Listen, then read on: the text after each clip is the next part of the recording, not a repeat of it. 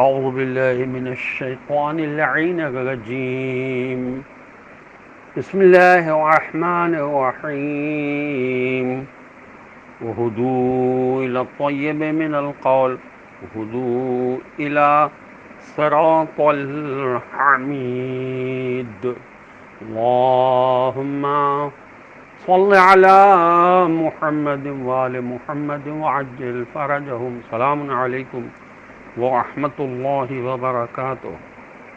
اللہ تبارک و تعالیٰ کا شکر ہے کہ میں نے سورہ حج و قرآن مجید کا 22 نمبر کا سورہ اس کی آیت نمبر 24 کی تلاوت کا شرف حاصل کیا، جس کا ترجمہ یہ ہے اور انہیں پاکیزہ گفتار کی طرف ہدایت دی گئی اور انہیں لائق ستائش خدا کی راہ دکھائی گئی. جنت میں ان کی پاکیزہ گفتار کی طرف رہنمائی کی جائے گی، جیسا کہ دوسری جگہ فرمایا تحیتہم فیہا سلام وآخر دعواہم ان الحمد للہ رب العالمین. یہ سورہ مبارکہ یونس جو قرآن مجید کا 10 نمبر کا سورہ ہے، اس کی آیت نمبر 10 ہے کہ وہاں ان کی تحیت سلام ہوگی اور ان کی دعا کا خاتمہ الحمد للہ رب العالمین ہوگا. ہدو الی صراط الحمید یعنی جنت میں ان سے قابل ستائش اعمال ہی صادر ہوں گے. الحمید اللہ تعالیٰ کی صفات میں سے ایک صفت ہے. اللہ تعالیٰ لامحدود ہے. نہج البلاغہ کا خطبہ نمبر 186 ہے. مولا فرماتے ہیں کہ وہ کسی حد میں محدود نہیں اور نہ اعداد و شمار میں آتا ہے. جسمانی قوات تو جسمانی ہی چیزوں کو گھیرا کرتے ہیں اور اپنی ہی جیسوں کی طرف اشارہ کر سکتے ہیں.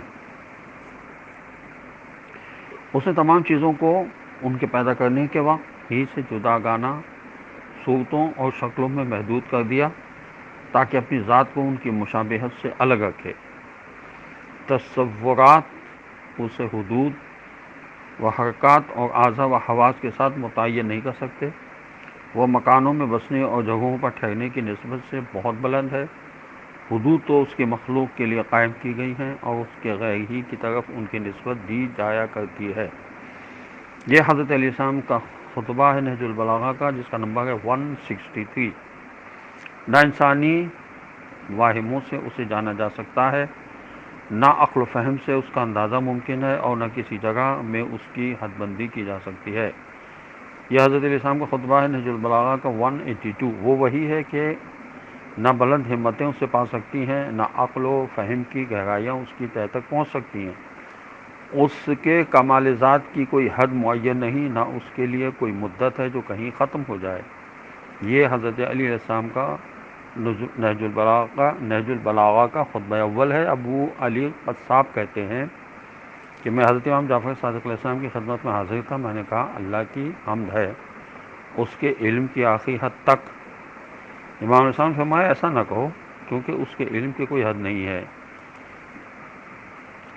اور حضرت علیہ السلام کا خطبہ ہے نہج البلاغہ کا 91، جس میں وہ فرماتے ہیں کہ وہ تو اللہ ہے کہ عقلوں کی حد میں گھیر نہیں سکتا کہ ان کی سوچ و بچار کی زد پر آ کر کیفیات کو قبول کر لے، اور نہ ان میں کے غور و فکر کی جولانیوں میں تیری سمائی ہے کہ تو محدود ہو کر ان کے فکری تصرفات کا پابند بن جائے. اگر اس کے لیے پیچھے کی حد مقرر کی جائے تو پھر آگے کی حد بھی مقرر کرنا پڑے گی. اسی طرح اگر اس کے لیے کہا جائے کہ مکمل ہے تو پھر نامکمل کہنا بھی ضروری ہو جائے گا. یہ حضرت علیہ السلام کا خطبہ ہے التوحید میں. کفار میں سے ایک شخص حضرت امام علی رضا علیہ السلام کی خدمت میں حاضر ہوا. اس وقت امام علیہ السلام کے پاس کچھ لوگ بیٹھے ہوئے تھے. اس نے امام علیہ السلام سے کہا آپ علیہ السلام اللہ کی حدود بیان فرمائیں. تو امام علیہ السلام نے فرمایا اس کی کوئی حد نہیں ہے. اس نے کہا کیوں؟ فرمایا اس لیے کہ ہر محدود کی ایک انتہا ہوتی ہے. جب حد بندی کا احتمال ہوتا ہے تو ذاتی کا احتمال بھی ہوتا ہے، اور جب ذاتی کا احتمال ہوتا ہے تو کمی کا احتمال بھی ہوتا ہے. اسی لیے نہ تو اس کی کوئی حد ہے، نہ زیادہ نہ کم، نہ اجزاء کا مجموعہ ہے اور نہ وہم و گمان میں سماتا ہے. ایک شخص نے حضرت امام جعفر صادق علیہ السلام کے سامنے اللہ اکبر کہا. امام علیہ السلام نے پوچھا اللہ کس چیز سے اکبر ہے؟ اس نے کہا ہر چیز سے. تو امام علیہ السلام نے فرمایا اس طرح سے تو نے اسے محدود کر دیا. اس نے کہا پھر میں کیا کہوں؟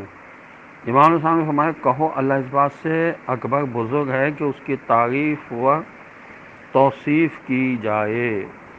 السلام علیکم ورحمۃ اللہ وبرکاتہ.